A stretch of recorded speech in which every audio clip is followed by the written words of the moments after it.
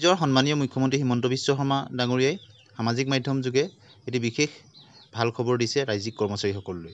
তেখেতে লিখিছে, the Assam government under the leadership of ACM Dr. Himanta Biswa Sarma has declared special casual leave for state government employees on November 6 and 8, 2024 to spend time with their parents or parent-in-law.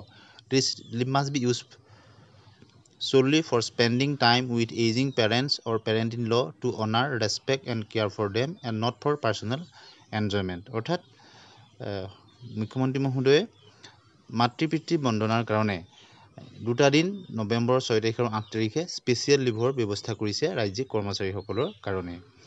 আৰু লগতে 7 নৱেম্বৰ বন্ধ থাকিব ছট পূজাৰ কাৰণে, 9 নৱেম্বৰ থাকিব second Saturday আৰু 10 নৱেম্বৰ ছানডে।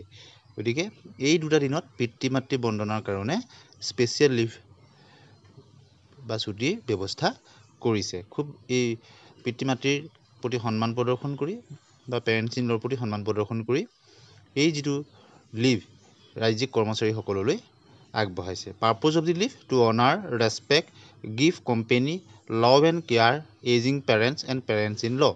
অৰ্থাৎ parents আৰু পেৰেণ্টছ ইন ল, মাক দেউতাক আৰু বা শহুৰ শাহুৰৰ প্ৰতি সন্মান দেখুৱাই তেওঁলোকৰ লগত সময় অতিবাহিত কৰিবৰ কাৰণে এই স্পেচিয়েল যিটো লিভ দিছে পিতৃ-মাতৃ বন্দনা। Employees in essential service may avail have in phase manner. Essential ছাৰ্ভিচত থকাসকলক ফেজ মেনাৰত এইটো দিব। The leave can not be avail by those who do not have parents or parent in law. যিসকলৰ পেৰেণ্টছ বা পেৰেণ্ট ইন ল তেওঁলোকে এইটো নাপাব। Employees should not use this leave for personal merriment or any other reason except spending time with parents.